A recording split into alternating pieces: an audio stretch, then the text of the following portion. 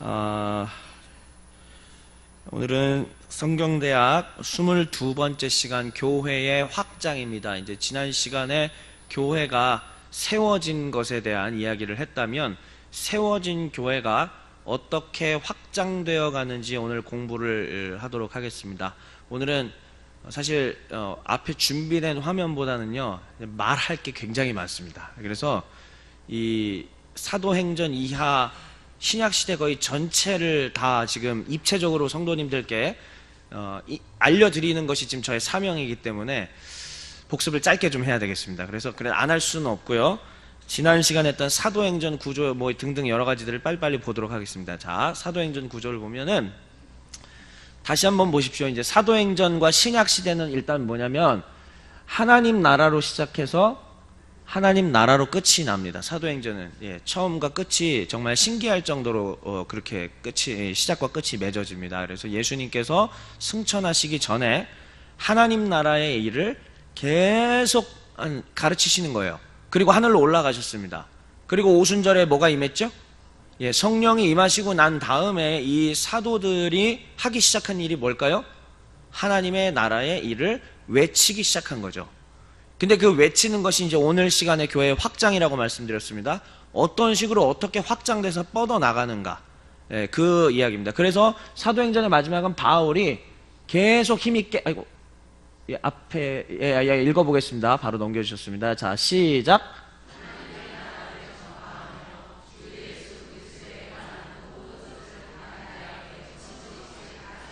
이렇게 마무리를 짓고 있습니다. 그래서 하나님의 나라를 전파하며 예수 그리스도에 대한 모든 것을 거침없이 가르치더라라고 하는 것으로 사도행전이 끝납니다. 그리고 그 뒤에 있는 로마서부터 시작해서 고갈, 앱, 빌골살 등등 이런 신약의 모든 내용들이 전부 그 예수의 복음과 하나님의 나라의 복음을 전파하고 가르치고 지키고 또 못 지켜서 문제가 있었던 교회들의 이야기들인 거죠.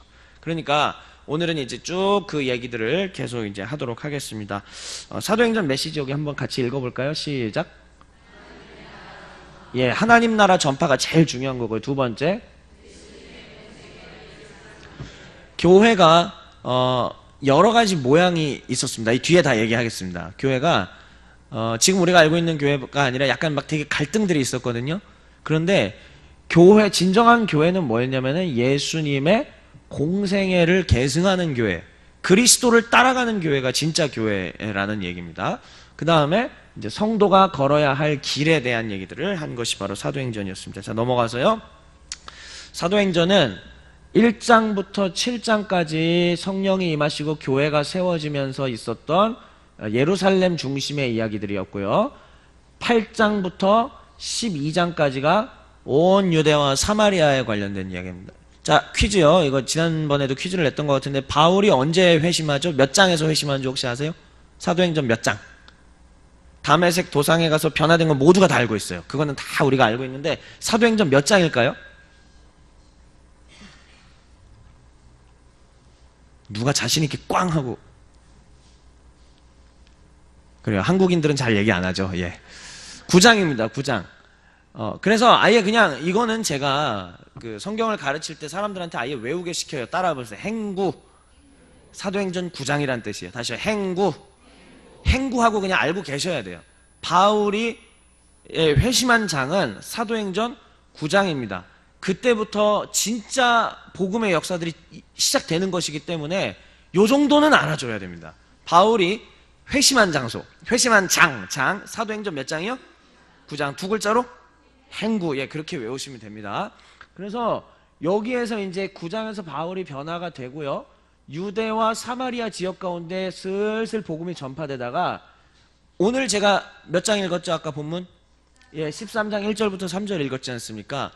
바로 그 지점부터 바울과 바나바를 통해서 이방 땅으로 복음 전파가 시작이 됩니다. 그걸 가리켜서 우리는 바울의 제1차 전도 여행이라고 얘기를 합니다. 그때부터 교회가 급속도로 이방 지역으로 확장돼서 뻗어나가기 시작을 하는 겁니다. 이따가 제가 또 더 자세히 말씀드릴게요. 그래서 13장부터 쭉 14장까지 바울의 1차 전도 여행, 그리고 15장이 예루살렘 공의회에 대한 공의회에서 베드로 쪽 사람들 교회와 바울 쪽 사람들의 교회가 서로 친했을까요? 안 친했을까요? 좀 싸웠어요. 사이가 안 좋아. 우리는 뭐 베드로, 바울 하면 다 막 위대하신 사도들이고 그런데 사실 굉장히 싸웠습니다. 안 좋고요. 뭐 화해도 하고 하는데 서로 조금 안 좋아요. 그렇게 싸움도 있었고. 그런데 그러한 예루살렘 공의회를 통해서 그래도 극적으로 서로 합의를 이뤄냅니다. 그리고 난 뒤에 16장부터 이제 바울이 제 2차 선교 여행이 시작이 됩니다. 그리고 나서 18장 고린도하고 돌아와서 이제 19장부터 3차로 2차 전도여행, 1차 전도여행 갔던 곳을 다시 한번 되돌아보고 마지막 로마로 끌려가서 순교하는 것까지 이 이야기들, 물론 이제 순교 직전에 얘기가 끝나지만 이 이야기들 결국 땅끝까지 가는 이야기로 사도행전이 구성되어 있습니다. 넘어가서요. 자, 오순절 성령 강림이었습니다. 넘어가서요. 예, 여기 오순절에 성령이 강림해서 예루살렘과 유대와 사마리아와 땅끝까지 뻗어나가는 구도를 보여주는 것이 바로 사도행전이었다는 것입니다. 자, 다음요. 사도행전 의미입니다. 자, 다음요. 자, 사도행전 의미는 보면 교회가 중심에 있습니다. 교회. 그래서 구약 시대에는 우리가 교회가 따로 없었다라고 이야기를 할 수가 있는데요. 구약의 이스라엘의 모임 자체를 또 하나의 교회의 모형으로 보기도 하고요. 이것이 이제 신약 시대를 통해서 교회가 확립되어가는 과정, 이게 성경의 하나의 얘기라면은 거기 보면은 구약 시대는 선민, 선택받은 백성인 이스라엘만 뭐 구원받은 것처럼 잘못 알고 있는데, 그러나 선민들을 이 표본 모델로 하여 온 천하 만민에게 복음이 전파되게 하는 것이 본래부터 하나님의 뜻이었다. 근데 그 구도를 사도행전이 보여주고 있는 것입니다. 제가 지난 시간에도 말씀을 드렸는데요. 하나님은 이스라엘만 구원하기를 원하셨다고요? 아니에요. 처음부터 이방인들, 온 천하 만민에게 구원을 주시기를 원하신 것이 하나님의 뜻이었습니다. 그러니까 이스라엘만 구원을 받을 수 있다라고 생각했던 바리새인들이나 이런 사람들은 제대로 된 생각이에요? 잘못된 생각이에요? 잘못된 생각이죠. 네, 그렇기 때문에 일단은 요 구도를 한번 기억해 두십시오. 구약시대 때는 선민이었는데 선민에서 만민으로 확장돼가는 과정들을 보여주는 것이다. 다음입니다. 자, 그 다음에 또 사도행전에 하나의 의미가 있습니다. 사도행전의 의미는 뭐냐면은 포도로 비유를 할 수가 있어요. 구약시대 때 제가 이제 그 뒤에 이제 또 말씀드리는데, 포도주를 제조하고 숙성하는 것이 구약이었다면 이제 신약시대는 뭐가 완성된 겁니까? 최상품의 포도가 완성됐다는 겁니다. 그러니까 구약시대는, 굳이 포도주로 비유를 들자면 구약시대 때는 포도주를 빚어가는 과정이에요. 하나님의 원래 뜻은 뭐냐면 최상품의 포도주를 만들어서 하나님의 백성들이 먹고 마시게끔 즐거움을 누리게끔 하는 것이 원래 하나님의 뜻입니다. 그런데 구약시대는 뭐냐면 그걸 빚어가시는 과정이에요. 그럼 이제 언제 완성되는 겁니까? 신약시대의 예수 그리스도와 성령의 강림으로 인하여서 그것들이 이루어진다라고 하는 겁니다. 다음요. 자, 보면은 구약시대 때 되게 유명한 것, 이사야 5장에 제가 포도원의 노래, 극상품 포도에 대한 게 있다고 이제 지난 시간에 말씀을 드렸었어요. 그 다음에 요한복음을 보면은 또 가나의 혼인잔치, 예수님의 이적 있었지 않습니까? 물이 변하여 포도주 됐네.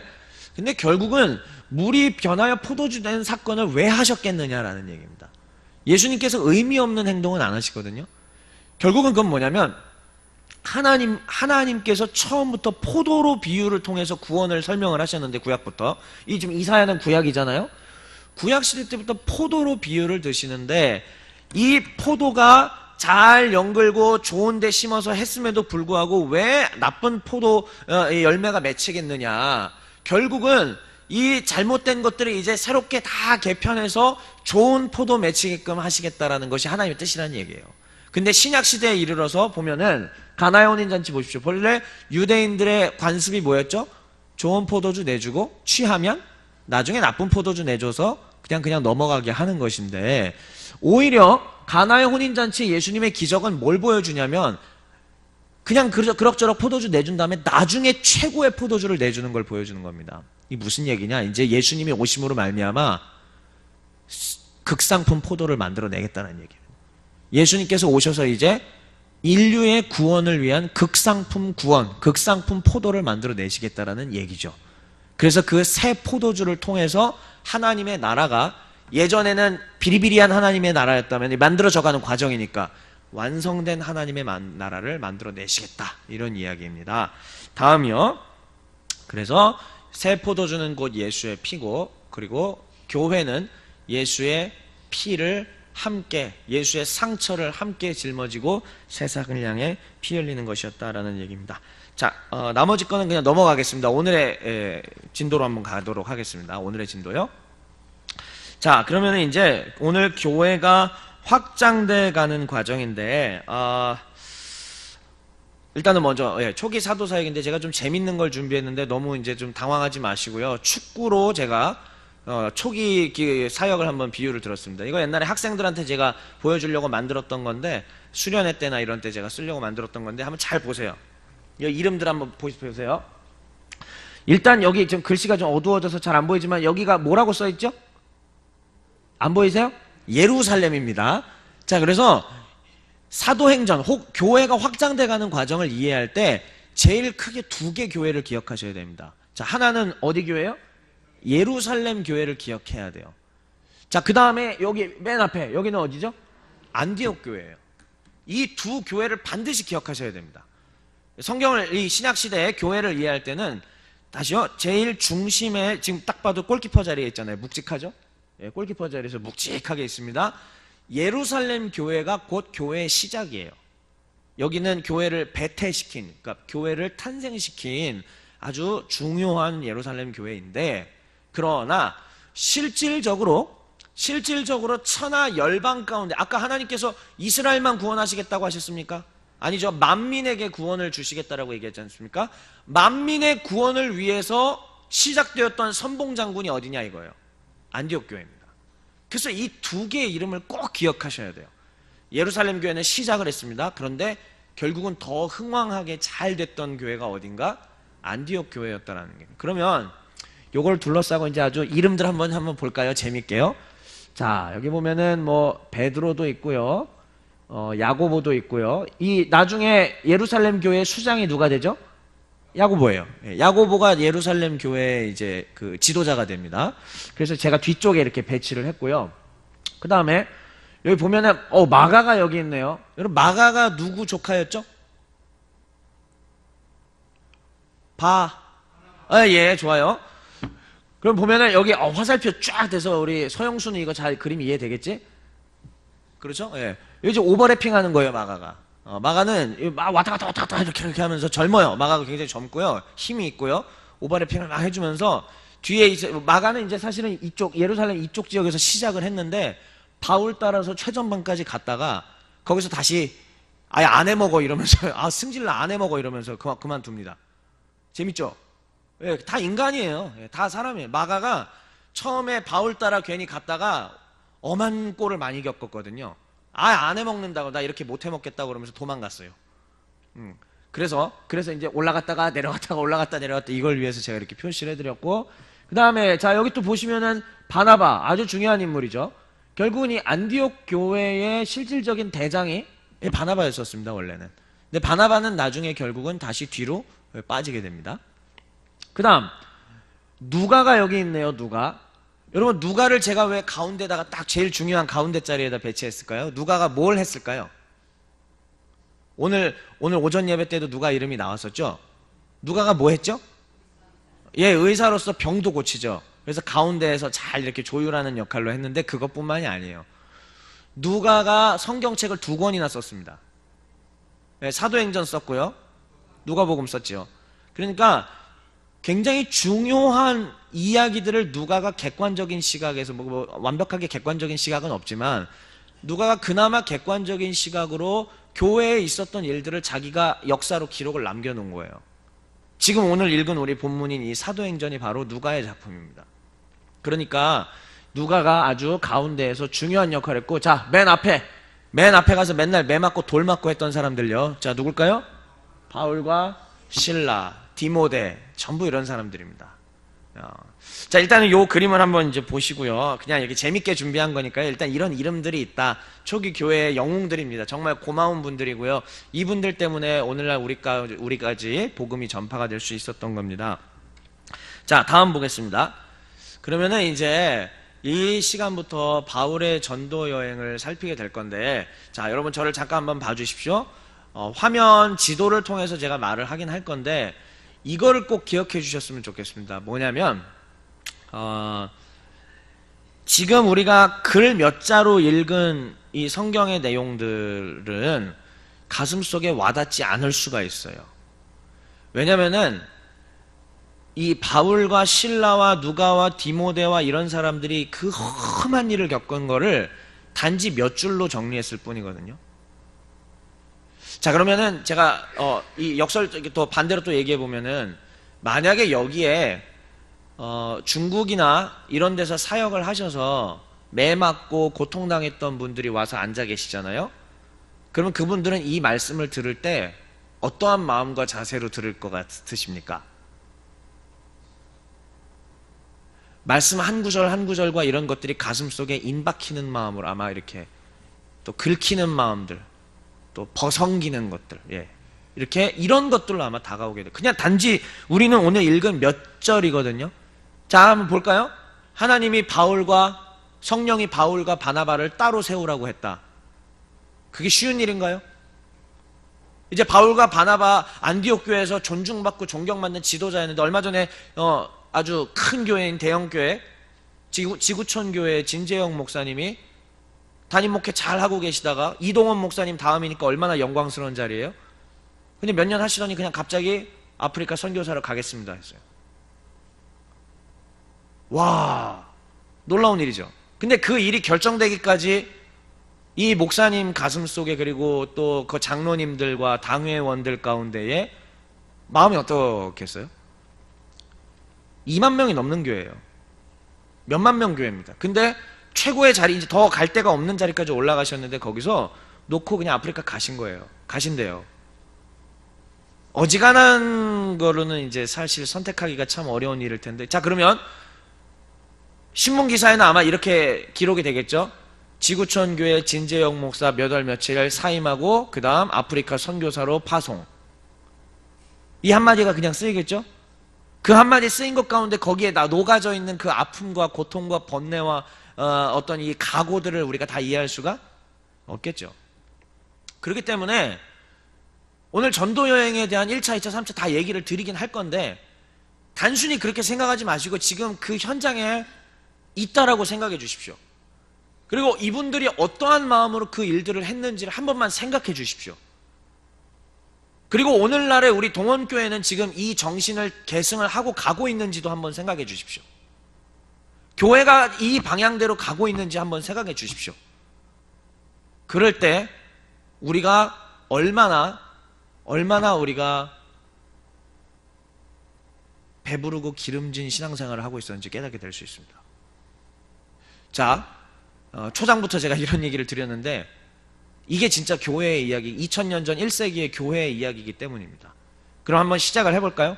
자, 바울의 전도행입니다. 이제부터는 제가 거의 지도를 보면서 제가 구두로 다 설명을 해드리겠습니다. 다음입니다.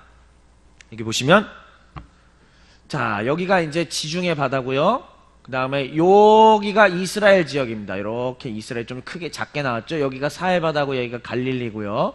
여기가 예루살렘이 이렇게 있습니다. 자, 그 다음에 중요한 도시들을 먼저 한번 보셔야 돼요. 일단은 여기가 안디옥이에요. 다시요. 여기가 안디옥입니다. 그러니까 이 예루살렘, 이스라엘 끼고요. 지중해로 쭉 올라갔을 때 거의 제일 끝에쯤이라고 보시면 돼요. 여기가 바로 안디옥이라고 하는 곳이고요. 그 다음에 이 큰 땅, 요거를 성경에서 무슨 땅이라고 하는지 혹시 아십니까? 이 땅을? 성경에서 아시아라고 하는 게 저 땅이에요. 그러니까 오늘날 우리가 아시아 하면은 뭐 이제 러시아, 중국, 몽골, 한국 뭐 등등 다 해서 아시아라고 하지 않습니까? 엄청 크죠? 근데 일단 성경에도 아시아라는 말이 나와요. 성경에 말하는 아시아는 요 땅입니다. 요 땅. 지금의 어느 나라죠? 여기가? 터키예요. 예, 여기가 터키입니다. 이 터키 땅을 성경에서는 아시아라고 얘기를 해요. 자, 그러면 이 아시아에 있는 땅 중에 자, 또 중요한 것들을 한번 이렇게 쭉 살펴보자면은 일단은 땅 보기 전에 요 섬, 요게 무슨 섬일까요? 예, 이게 구브로, 성경에 나와 있는 구브로라고 하는 섬입니다. 구브로. 바울과 바나바가 제일 처음 선교여행 떠났을 때 갔던 곳이 여기예요. 자, 그러니까 구브로 섬도 한번 이렇게 쭉 보시고요. 그 다음에 여기가 에베소가 있습니다. 예, 이 반도의 끝에 있어요. 에베소.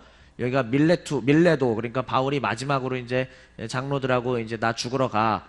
나의 달려갈 길과 주 예수께 받은 곳, 이 얘기했던 데가 이제 여기고요. 그 다음에 이제 요 위쪽으로는 이제 다음 또 그림으로 보여드리도록 하겠습니다. 자, 오순절날 성령이 임했습니다. 성령이 임하시고 베드로와 요한과 이런 사람들이 안진뱅이도 일으키고 오늘 성전 미문의 사건도 오전에 들으셨지 않습니까? 이러한 기적들이 막 일어났습니다. 성령의 역사들이 나타났습니다. 많은 사람들이 변화되기 시작했습니다. 예수의 복음이 막 전파되기 시작하고요. 스데반이 일어나서 복음을 전하는데 이거에 찬물을 끼얹었던 사람이 누군가? 바울이죠. 바울이 저 사람에게 돌을 던지라라고 명령을 내렸습니다. 그리고 바울 때문에 스데반 집사가 순교했어요. 그런데 그 뒤에 사람들이, 이 예수를 믿던 사람들이 뿔뿔이 다 흩어져 버렸습니다. 죽음의 위협을 당했으니까요. 하지만 그것도 하나님께서 원하셨던 일이죠. 하나님은 온 천하 열방 가운데 복음이 전파되기를 원하셨지 예루살렘에만 갇혀있기를 원하지 않으셨거든요. 그래서 복음이 확장되고 전파되어 가기 시작을 했습니다. 자, 그 이야기들이 쭉 아까 말했던 8장부터 12장의 이야기인데 그 사이에 이 바울이 다메섹 도상으로 갑니다. 다메섹까지 가요. 다메섹 거의 다 왔어요. 그 다메섹 거의 다 왔는데 갑자기 호련히 하늘로부터 빛이 막 있으면서 사울아 사울아 네가 어찌하여 나를 핍박하느냐. 누구십니까? 난 예수다. 부활하신 주님을 거기서 영접을 합니다. 부활하신 주님을 영접한 바울에게 아마도 바울에게 하나님께서 엄청난 계시를 주셨으리라고 생각합니다. 그렇기 때문에 바울은 구약 성서 말씀들을 해석을 하기 시작을 했고요. 이 신약의 성경들을 기록하도록 했죠. 하나님께서. 신약의 바울이 13권의 이 책을 기록할 수 있었던 것은 아마도 하나님께서 바울에게 계시의 말씀을 주셨기 때문이었을 것이고요. 이 다메섹 도상에서 만났던 예수 그리스도께서 바울에게 계시의 말씀을 주셨을 것은 틀림이 없습니다. 그리고 나서 바울이 이제 갑자기 변화됐는데 이미 유대인들 사이에서는 악명이 높다고요. 이 사람은 그리스도인들을 잡아 죽이던 사람이었습니다. 어떻게 해요? 바울은 자기 자신이 이 회심한 신자라는 것을 증명을 해야 되는데 그를 위해서 사도를 만나러 가기도 하고 여러저래 했지만은 쉽지는 않았습니다. 그 뒤의 일들은 전부 나중에 동족들인 유대인들에게 고통받고 고난받는 이야기들인데요. 자, 바울은 그때부터 회심했지만 곧바로 하나님께서 일을 시키시지 않았습니다. 약 14년, 15년, 14년 정도의 시간 동안에 그는 구석에서 박혀서 이것저것 훈련을 받았습니다. 여러분, 오늘 아침 제가 또 뉴스 기사를 이제 보고 나왔는데 저 요르단에 이제 그 세계적인 관광 도시인 또 페트라라는 유적이 있는데 거기에 급격하게 홍수가 나가지고 지금 10몇 명이 갑자기 죽었대요. 그건 이제 저도 이제 페트라를 가봤는데 골짜기로 이렇게 쭉 되어 있는데 거기에 갑자기 물이 들이닥치면은 살 길이 없어요. 다 죽는 거예요. 자, 바울이 바로 그 페트라를 가봤던 사람이에요. 바울이 아라비아를 갔다라고 나와 있거든요, 성경에. 그럼 바울은 그러한 위험과 이런 것들도 다 겪으면서 이제 바울의 인생이 위험의 인생, 복음의 어떤 고통의 인생들이 시작이 되는 것입니다.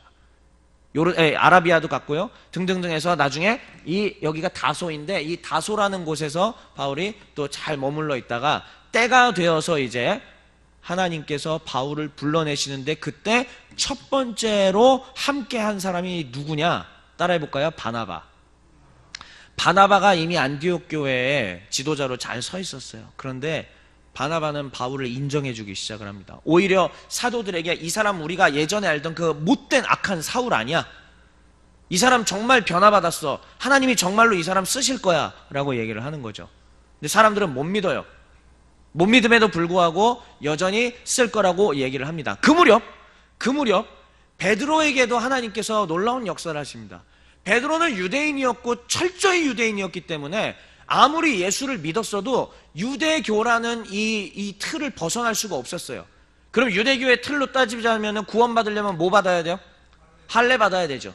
할례 받아야 되고 이 모세 율법에서 부정하다고 하는 것들은 전부 먹으면 안 되고 어기면 안 되죠. 자, 그러면 여러분들한테 묻겠습니다. 이방인들이 다른 나라 문화와 관습을 따르는 사람들이 그 사람들 데려다가 구원받으려면 할례 받아야 되고 구원받으려면 이거 부정한 거 먹으면 안 되고 이렇게 얘기하면 이 사람들이 신앙생활 할 수 있어요, 없어요? 없어요. 없어요.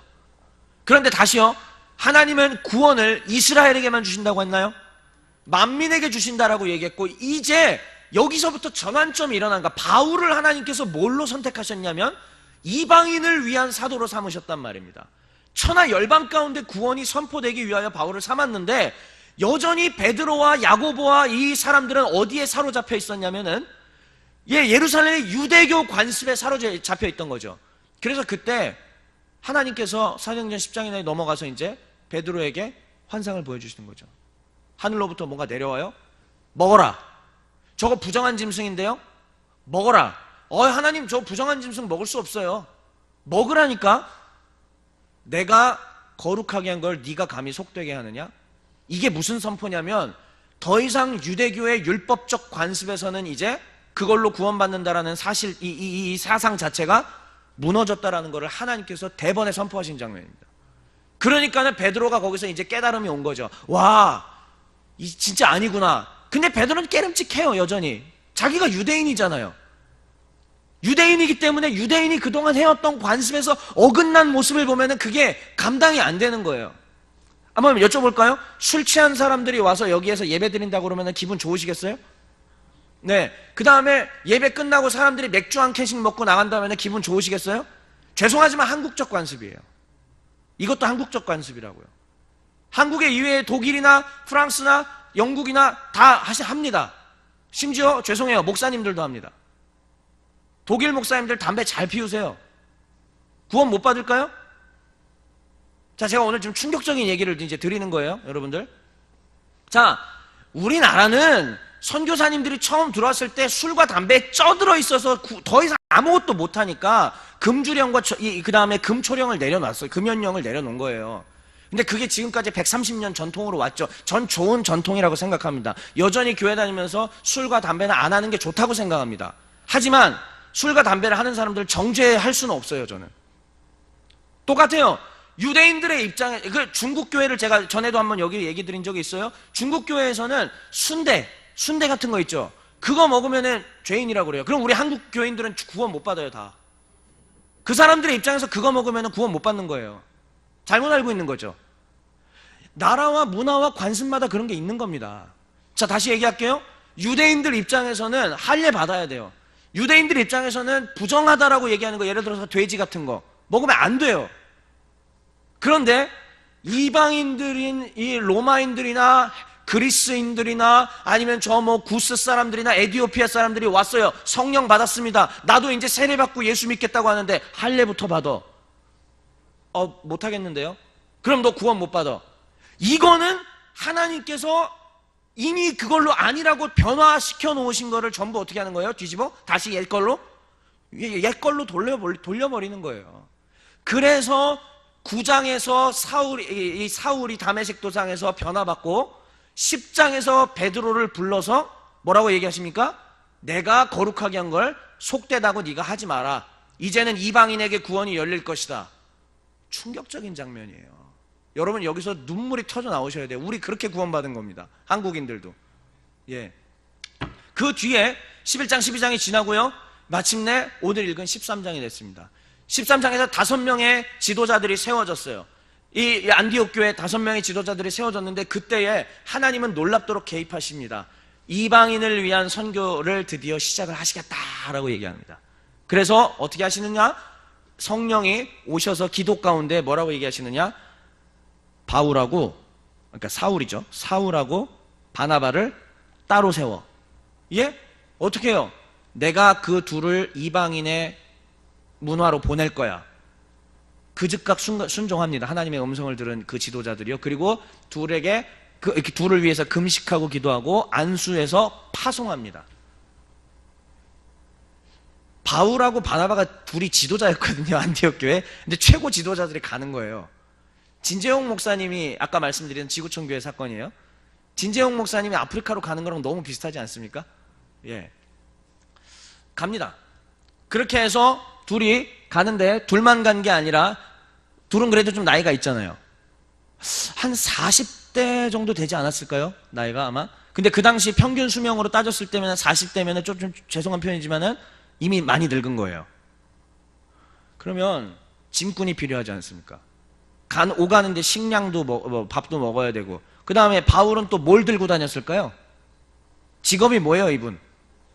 천막 지을 줄 알잖아요. 그 당시 굉장히 핫한 이 사업이었거든요. 돈 많이 버는 사업. 그 당시 문화로는요, 되게 이 고대 그 당시 1세기 문헌을 보면은 그 돈 잘 벌었어요. 아주 굉장히 좋은 그 소득원이었는데 그거를 들고 다녀야 돼요. 근데 그것도 들고 다녀야 되지, 식량 들고 다녀야 되지, 또 추울 때 어떻게 할 수 있는 그런 것도 들고 다녀야 되지. 젊은 짐꾼 하나 필요하지 않겠습니까? 누구 데리고 갔을까요? 아니요. 바나바의 조카? 마가예요. 마가는 그냥 신나가지고 나도 이제 세계로 향하여 간다라고 하면서 그래서 기분 좋게 이제 둘이 갔을 거예요. 자, 그렇게 해서 이 안디옥에서 배를 타고 이 구브로 섬에 왔습니다. 여기 살람이라는 곳이에요. 근데 구브로에 왔는데 왜 구브로로 갔을까요? 맨 처음에 위치도 좋기는 한데 바나바와 마가의 고향이에요. 가면은 아는 사람들이 이미 있는 겁니다.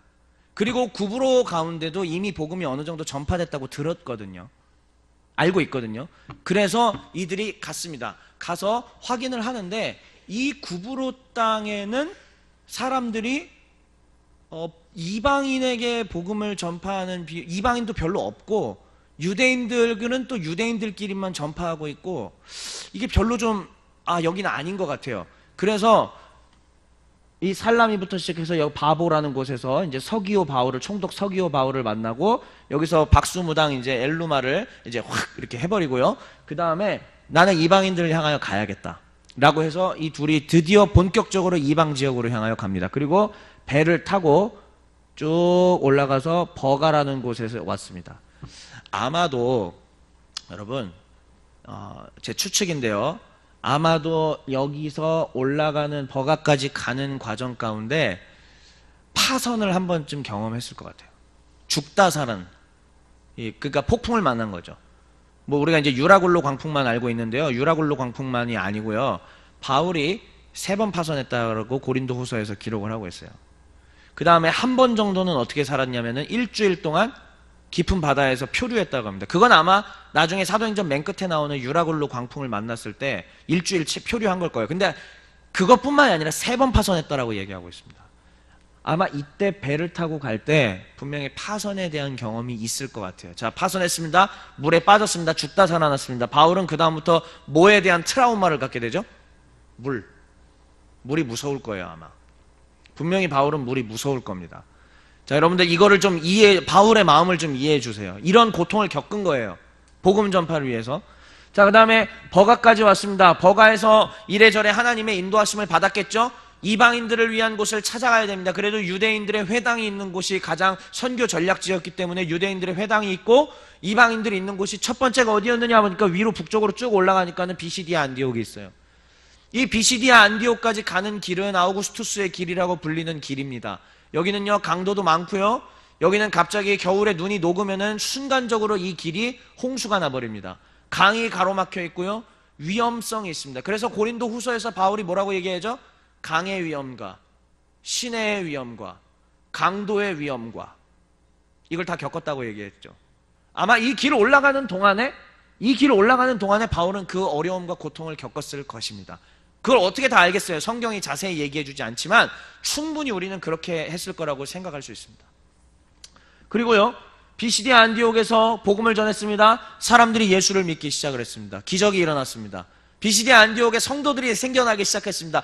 드디어 이방 지역에, 유대인이 아니에요, 이방 사람들이 예수를 믿고 하나님을 예배하고 찬양하는 일이 일어났습니다. 그런데 누가 와서 괴롭히죠? 유대인들이 와서 괴롭힙니다. 도망갔습니다. 자, 이고니온으로 왔습니다. 복음을 전했습니다. 이방인들이 또 예수를 믿기 시작합니다. 하나님이 기적을 베풀어 주셨어요. 할렐루야 막 찬양하고 하는데 누가 와서 괴롭힙니까? 유대인들이 와서 괴롭힙니다. 다음요, 도망갑니다. 루스드라로 갔습니다. 루스드라로 가서 병자를 한번 고쳤어요. 그랬더니 제우스 신이 우리에게 다시 오셨다라고 하면서 난리가 났습니다. 바나바와 그 다음에 바울을 헤르메스 신과 제우스 신으로 막 이 로마의 신, 이 그리스 신으로 막 떠받들기 시작을 합니다. 왜냐면은 저 루스드라에는 그런 문화, 그게 있었거든요. 신이 왔다가 신에 대해서 제대로 이렇게 대접을 안 해가지고 한번 큰 역병으로 이렇게 쳤다라는 그게 있어서 다음번에는 기적이 있으면 그게 이제 신인 거예요. 그 신을 잘 볼필해야 그때 때마침 바울이 한 거예요. 병자를 고쳤으니까 이거는 제우스 신이 우리에게 오셨다면 난리가 나서 했는데 그것도 아니었습니다. 유대인들이 또 쫓아와서 또 괴롭혔습니다. 여기서 바울이 뭘 맞았게요? 돌 맞았습니다. 돌 맞았어요. 이거 그렇죠. 이거 가슴에 와닿지 않으시죠? 예. 돌 진짜 맞으면은 죽어요, 사람이. 죽다 살았습니다. 그리고 덥에 갔고요. 덥에서 다시 이렇게 해서 다시 돌아오는 과정이 바로 1차 선교 여행이었습니다. 그리고 와서 바울이 이제 안디옥에 돌아왔더니 이상한 소문이 돌기 시작했어요. 여전히 할례 받아야 되고 여전히 유대 관습에 따르지 않으면 구원이 없다라는 이상한 기독교인들이 생겼습니다. 그래서 그 문제를 해결하기 위해서 예루살렘에 다 모였습니다. 지도자들이. 그게 아까 말했던 15장의 예루살렘 공의회라는 것이에요.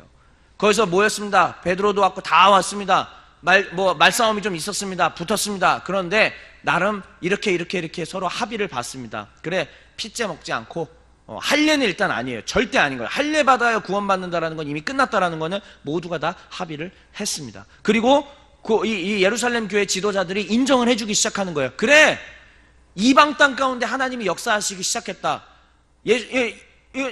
예수님께서 하늘로 올라가시기 전에 뭐라고 얘기하셨느냐? 온 유대와 사마리아와 땅끝까지 증인되라고 하셨으니까 맞네. 예수님이 하신 말씀 그대로네. 그래, 땅끝까지 이르러 복음을 전파하라는 하나님의 말씀이, 예수님의 말씀이 맞아, 인정합시다 라고 인정이 되기 시작을 했습니다. 자, 그런데 그 사이에도 여전히 종교적이지만 이거는 또 정치적인 문제가 있어요. 그렇게 했을 때 유대인들이 어떤 기득권을 잃어버리기 때문에 이거를 여전히 유대 관습을 따르게끔 만드는 사람들이 있었어요. 자, 그 사람들이 이 바울이 전도해 놓은 요 지역, 소아시아, 요 아시아 지역에 1차 선교 여행지 있죠? 여기에 침투해 들어가서 막 이렇게 보세요. 쏘삭 거렸어요. 여기 한번 신천지 손 들어 보실래요? 네. 아무도 안 계세요? 표정 굳어지시는 분들 혹시? 자, 쉽게 얘기하면 신천지나 안상홍 증인회가 와서 쏘삭 거려요. 아, 달콤하죠. 많이 넘어가겠죠? 그분들 논리적이에요. 사실 굉장히 논리적입니다. 넘어가겠죠? 자, 그런 것처럼 이 지역의 사람들에게 쏘삭 거려가지고 여전히 유대 관습적으로 하지 않으면 구원을 못 받는다라고 얘기를 해놨습니다. 이 사실을 알고 바울이 노발대발하면서 편지를 쓴 게 무슨 편지일까요? 맞춰보세요. 성경에 있어요. 이게 무슨 편지일까요? 지금 제가 말한 거. 우리 동원교회 수준을 전 믿습니다. 갈라디아서.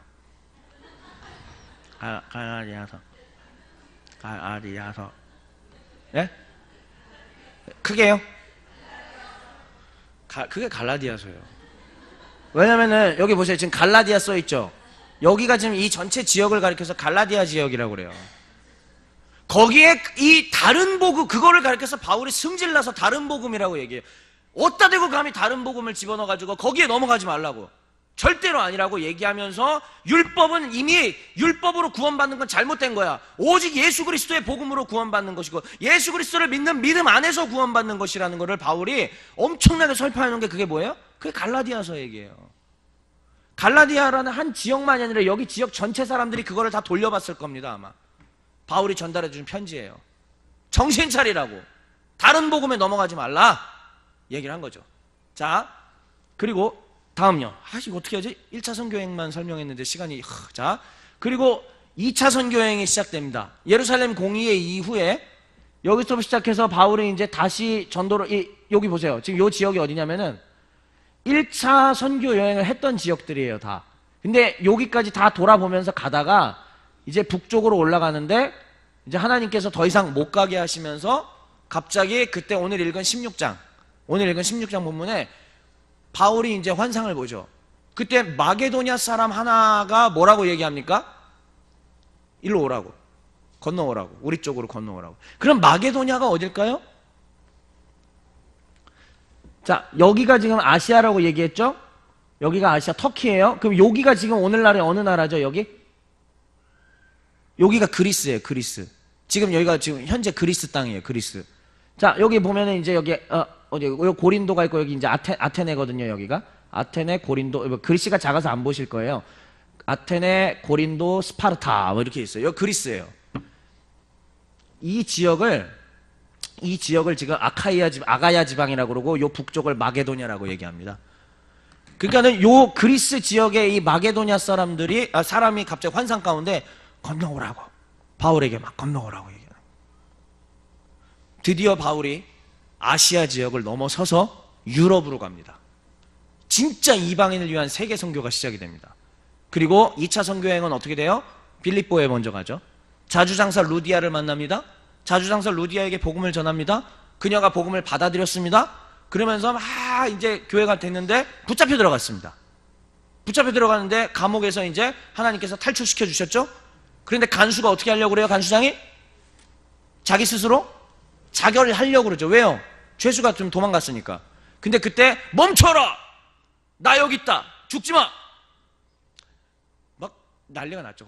저는 어떻게 해야 됩니까? 어떻게 하면 구원을 받을 수 있습니까? 그때 바울이 멋진 얘기를 하죠. 주 예수를 믿으라. 그리하면 너와 네 집이 구원을 받으리라 라고 얘기하면서 그때 그 온 집안들이 이제 예수 믿기 시작하고 거기가 곧 교회당이 되기 시작해서 빌립보의 교회가 세워졌습니다. 자, 그 다음에 어디로 가요? 데살로니가로 갑니다. 이제 데살로니가로 가서 복음을 전하는데 여기서도 또 이제 죽을 뻔했어요. 여기도 그냥 유대인들이 와가지고 못하게 하는 거예요. 절대 유대인들이 죽을 뻔했습니다. 도망갔습니다. 뭐 데살로니가는 오래 있지도 못했어요. 아주 그냥 한두 주, 두 주, 석주 이 정도 있다가 그냥 도망갔어요. 그러면은 바울의 마음속에 지금 자기가 돌맞아서 죽어가고 있음에도 불구하고 바울의 마음속에 어느 교회에 대한 걱정? 데살로니가 걱정인 거예요. 성도들은 생겨났어요. 이 사람들이 주님은 알았습니다. 근데 지도자도 없고 장로도 없고 아무도 없어요. 이끌어줄 사람이 없어요. 성경도 없어요. 이게 마음이 그냥 이 사람이 바울이 그걸로 썩어 들어가는 겁니다. 이들이 하나님을 제대로 알아야 될 텐데, 이들이 예수를 제대로 알고 구원의 길을 놓지 말아야 할 텐데, 다른 복음으로 이들이 망가지면 안 될 텐데. 자, 그리고 나서 바울이 고린도에 가서 정착해서 사는데 위에서 디모데와 실라 이런 사람들이 와서 소식을 전해줍니다. 데살로니가 교회 잘 살아있어요. 뭐? 데살로니가 교회 자기들끼리 성령 충만해서 막 예배드리고 오히려 복음 전파하고 있어요. 진짜! 편지를 쓰기 시작합니다. 이게 무슨 책일까요? 데살로니가 전서예요. 기뻐서. 애기 교회잖아요. 생긴 이 복음 전한 지 뭐 몇 주밖에 안 되는, 그리고 지도자도 없이 그냥 버려두고 나온 데잖아요. 애기 교회인데 너희가 그렇게 선한 소문이 돌고 복음을 잘 전파하고 너희가 너무 잘하고 있다고 그래서 내가 너무너무너무 기쁘다 하면서 막, 근데 이상한 데 넘어가지 말아라 하면 편지 써준 게 바로 데살로니가 전서고 그 뒤에 이제 후서까지 이렇게 되는 거예요. 그리고 바울은 고린도에서 브리스길라랑 아굴라를 만나고요. 다시 이제 에베소로 돌아오게 됩니다. 그래서 에베소부터 시작해서 또 두란노 서원에서 열심히 복음을 또 가르치고 사람들한테 설파를 합니다. 그 다음에 한 번 더 이제 3차 선교 넘어가죠. 이제 예. 자, 다음요. 이것도 넘어가. 바나바랑 마가는 이때 구브로로 가서 여기서 그냥 전했어요. 헤어졌어요. 이렇게. 그리고 다음요. 자, 그 다음에 이제 3차 선교여행은 이렇게 해서 그냥 다시 갔던 데를 이제 가고요. 그 다음요. 예, 갔던 길을 다시 이렇게 해서 돌아와서 이제 여기까지 예루살렘까지 오게 되는데, 중요한 건 뭐냐면은 아까 말했던 게 여기까지 왔다가 에베소에 왔다가 이제 밀레도라고 하는 곳에서 이제 기도하고 영적으로 좀 깨어있는 사람들이 얘기하는 겁니다. 예루살렘 가면 안 돼. 왜? 너 죽는데. 자, 그러면 일단은요, 왜 예루살렘으로 가려고 했는지 혹시 아세요? 이거는 사도행전만 봐서도 모르고요, 어느 한 책만 봐서는 모르고 바울 서신을 전부 다 봐야 이제 딱 파악할 수 있어요. 바울이 예루살렘으로 오면 기어이 예루살렘으로 왜 가려고 했을까요? 예, 헌금이에요. 헌금 전해주러 가는 거예요. 헌금. 예루살렘에 굉장히 큰 기근이 있어가지고요, 사람들이 다 죽어가요. 그래서 요 마게도니아 지역 사람들, 여기 사람들한테 모금을 합니다. 헌금 달라고. 고린도 후서나 이런 데 보면 아주 잘 나와 있어요. 로마서도 보면은 돈 달라고 아주 바울이 노골적으로 돈 내놔. 고린도에도 돈 내놔. 이런 얘기예요. 돈 받아서 예루살렘 가서 여기 사람들 살려주겠다는 얘기였죠. 그래서 기어이 가야 된다고 그러는데 사람들이 못 가게 해요. 안 돼. 가면 죽어. 가야 돼. 그러면서 멋있게 나의 달려갈 길과 주 예수께 받은 사명, 곧 하나님의 은혜의 복음을 증언하는 일을 마치려 하면은 나의 삶을 조금도 귀한 것으로 여기지 아니하노라, 이 말을 하고 갑니다. 가서 붙잡히죠. 붙잡혀요. 그리고 그 얘기까지 하면 너무 기니까 2분 남았네. 어떻게 하냐. 자, 그 다음에 이제 우여곡절이 있었습니다. 우여곡절, 가이사랴까지 가서 이제 거기서 내가 가이사께 상소하리라 해서 가이사랴에 있다가 이제 로마로 가게 됩니다. 다음 그림이요. 다음 그림이요. 자, 그 다음에 이제 로마로 가는데 이것도 넘어가서요. 이것도 넘어갈게요. 자, 그러면 이제 보면은 여기서 이제 가이사랴에서 요렇게 가서 이제 그 크레타섬, 그레데섬 지나서 요렇게 올라와서 로마까지 가게 되는데, 바울은 그러면은 왜 로마로 가게 됐는가라고 합니다. 다음요. 자, 로마 황제가 당시에 누구였냐면은 누굴까요? 앞에 화면 보시고 한번 읽어주실래요? 네로예요. 유명한, 최양락 씨가 연기를 잘했죠 옛날에. 네로 25시. 그 네로 맞아요. 그 네로예요. 로마 황제 네로가 바울 당시 때 황제였는데, 이때에 나는 네로에게 가서 직접 재판을 받겠다. 왜요? 바울은 어느 나라 시민 국적을 갖고 있죠? 로마 국적을 갖고 있기 때문에 유대인들이 어떻게 함부로 할 수가 없습니다. 그래서 진짜 중요할 때는 자기가 로마 시민권을 드러내요. 자, 그러면 어떨 땐 또 숨기는데 어떨 땐 드러낸다. 왜 그럼 여기서 굳이 드러내느냐? 바울은 처음부터 계획이 있었어요. 세계 중심 심장부로 들어가서 내가 복음을 전하겠다. 이게 있었어요. 황제를 만나서 황제 면전에다가 대고 하나님이 왕이시다, 예수가 왕이시다, 이거 선포하려고 가는 거예요. 진짜 멋있지 않습니까? 와, 우리 권사님 저 김정은 앞에 가가지고 하나님이 왕이시다 하실 수 있어요? 김일성 동상 앞에서, 만수대 앞에서 하실 수 있으세요? 해야죠. 저도 가면 어떻게 될지 모르겠는데 겁이 나가지고. 근데 바울은 그 계획이었거든요. 그래서 내가 로마 황제 앞에 가야 된다. 그리고 결국은 로마에 재판받으러 갔어요. 재판받으러 갔는데, 근데 이제 여기까지면 이제 화면은 더 안 봐도 될 것 같습니다. 이제 말을 하고 정리를 할게요.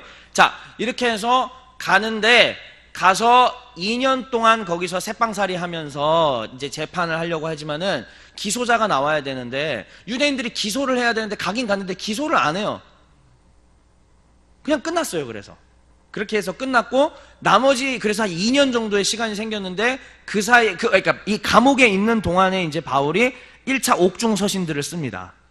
그리고 나서 하다가 이제 바울이 너무 세력이 커지고, 제일 중요한 건 뭐냐면 예수가 왕이라고 얘기하고 예수가 그리스도고 진리라는 걸 얘기를 했을 때 이것이 유대인들에게 일단 정치적 피해가 와요. 왜냐면은 로마 사람들이 유대인들을 굉장히 잘해줬는데, 유대인들이 어떤 지분이 그래서 굉장히 크거든요. 근데 그리스도인들이 막 일어나기 시작하면 자기들의 이 자체가 존립이 위협해져요. 그러니까 위협이 가해집니다. 그래서 예수 믿는 사람들한테 뭐라고 얘기하느냐? 로마인들한테 예수 믿는 사람을 고발하면서 하는 얘기가, 보십시오, 저 예수쟁이들. 예수쟁이들은 황제 폐하께만 쓰는 표현들을 예수에게 쓰고 있습니다. 저거는 명백히 국가적 반역입니다. 저들 잡아 죽이시라고. 바울이 얘기하죠. 고린도후서 11장에 자기가 표현한 동족의 위험과. 동족이 누구죠? 유대인이죠. 유대인들에 의해서 그런 것들을 계속 일평생 당했습니다. 일평생. 그래서 어떤 학자들은요, 바울이 가시가 있다라고 그랬잖아요. 그게 뭐 안질인지 간질인지 여러 학자들의 추측이 있는데, 어떠한 또 학자들은 뭐라고 얘기하느냐, 유대인들에게 계속 고통받는 이 자체를 가시라고 표현했다고 얘기도 해요. 가는 곳곳마다 공격받으니까 힘들게 평생 죽을 때까지. 그렇게 해서 유대인들에게 그런 고통을 당했는데 결국은 마지막에 또다시 붙잡히게 됩니다. 그래서 이제 더 이상은 견딜 수 없는 마지막 감옥, 로마 지하 감옥에 갇히죠. 로마 지하 감옥에서 이제 최종적으로 편지를 쓰고, 거기서 바울은 아마도 전에 내려온 전승에 의하면 참수형, 목베임 당해서 죽었다라고 이야기를 하고 있습니다. 자, 지금 사실은 신약 시대, 이 바울, 이 서신서에 대한 얘기들을 지금 거의 다 한 거예요. 제가 빼놓은 얘기는 요거 두 개입니다. 히브리서, 그 다음에 요한문헌, 이게 뭐냐면은 요한 1서, 2서, 3서, 그다음에 요한계시록. 그건 이제 다음 시간에 요한계시록 하고 이제 할 건데, 여러분, 결국은 지금 이 바울과 사도행전 중심으로 거의 대부분의 얘기들을 지금 제가 다 했습니다. 어디 감정이입이 좀 되셨나요? 저 지난 시간에 말씀드렸죠. 바울의 등짝은요 이미 다 갈라져 있었어요. 그 상황에서 바다에 빠진다고 생각해 보십시오. 소금물이에요. 그리고 간신히 살았습니다. 옷이 없어요. 근데 또 저벅저벅 눈길을 걸어서 가야 돼요. 그러다가 노상강도를 만났습니다. 하나님의 기적적 은혜로 살아요. 로마 군병을 만났습니다. 하나님의 기적적 은혜로 살아요. 배고픕니다. 먹을 게 없어요. 하나님께서 또 누구를 보내서 구휼해 주십니다. 여러분, 이 이야기는 이렇게 시작되는 거예요. 바울이 다메섹 도상에서 살아계신 예수님을 뭐 했죠? 만났습니다. 그 이후에 이 사람이 변화돼서 한평생의 일생이 어떤 삶이었습니까? 계속 고난인데 그 고난 가운데 하나님이 먹이시고 입히시고 고통 가운데도 견디게 하시고 고통을 이기게끔 하나님께서 성령의 충만함과 기쁨도 주시고 이방 땅에 교회가 세워지는 충만한 역사들을 보게 하시고 구원받지 못했던 자들이 하나님을 알고 하나님을 구주로 영접하는 놀라운 역사들, 자기 평생에 계속 그걸 눈으로 본 겁니다. 그것이 그를 끝까지 그 길을 걸어갈 수 있도록 만들었습니다. 자, 그러면 사랑하는 동원교회, 사랑하는 주의 백성들에게 함께 나누는 것입니다. 이 열정과 하나님과의 만남과 접점이 과연 우리에겐 있느냐? 과연 우리 가슴 속에는 살아있는가를 저는 묻고 싶습니다. 전도를 한번 하고 안 하고의 문제가 아니라 하나님이 정말 살아계시고 내 주인이시라는 것이 삶의 현장 가운데서 정말 경험되어지고 있는가를 묻고 있는 것입니다. 앞에서 설교를 하는 사람은 죄송합니다, 경험하고 있습니다. 날마다 하나님의 살아계심을 경험하고 있고 날마다 주의 은혜 가운데 살기 때문에 앞에서 자신 있게 외치는 것입니다. 바울도 자신 있게 외쳤겠죠. 그랬을 때 성령의 역사로 구원받는 사람들이 많이 늘어나기 시작을 했습니다. 하나님이 그를 이방인의 사도로 세웠기 때문에 그 일들이 있었을 것입니다. 다시 한번 묻습니다. 그동안에 한국교회 130년 동안 내려왔던 또 관습적인 거에서 그냥 벗어나시고요, 초대교회 사도행전으로 돌아가자고요. 이 성령의 역사 여러분들 경험하고 계십니까? 이 성령의 역사를 정말 체험하면서 경험하면서 살고 계십니까? 나는 그 은혜가 오늘 동원교회 가운데 있게 되시길 바랍니다. 과거에 60여 년 전에 저는 이 교회가 어땠는지 모르지만 성령의 충만한 이 불과 같은 역사들이 이 용두동 땅 가운데 왜 일어나지 말라는 법이 있어요? 왜 일어나면 안 됩니까? 일어날 수 있죠. 다시 과거에 어떤 모습이었는지 상관없습니다. 하나님은 아무 복음도 없던 척박한 그 이고니온 땅에, 루스드라 땅 가운데, 비시디 안디옥 땅 가운데, 빌립보 땅 가운데, 데살로니가 가운데, 고린도 가운데 하나님은 교회 세워 놓으셨습니다. 이 은혜가 왜 오늘 우리 시대에 있으면 안 됩니까? 저는 있을 거라고 생각을 합니다. 장로님들도 노력하고 계시고요, 집사님들 노력하고 계시고, 그 권사님들도 노력하고 계시고, 성도님들, 우리 교역자 모두가 다 함께 노력하고 있는데 죄송해요, 노력만 갖고는 되지 않습니다. 부르짖어 기도하셔야 되고요, 하나님 붙잡으셔야 되고, 하나님의 살아계심들을 날마다 경험하지 않으면 불가능합니다. 이 은혜가 사랑하는 동원교회 가운데 있게 되시기를 주의 이름으로 축원합니다. 시간이 많이 갔지만 한 3분만 같이 소리내서 기도했으면 좋겠습니다. 주님의 이름을 크게 부르짖고, 하나님, 이 성령의 뜨거웠던 역사들이 오늘날 다시 한번 이 교회 가운데 있게 하여 주시옵소서. 우리 특별히 재직을 맡으신 분들이 더 열심히 기도하실 때에 하나님께서 그 마음을 보시고 성령 충만함을 더하여 주실 것이라고 믿습니다. 함께 기도하실 때 우리 주님의 이름 한번 크게 부르짖고 소리내어 기도하겠습니다. 기도합니다. 주여!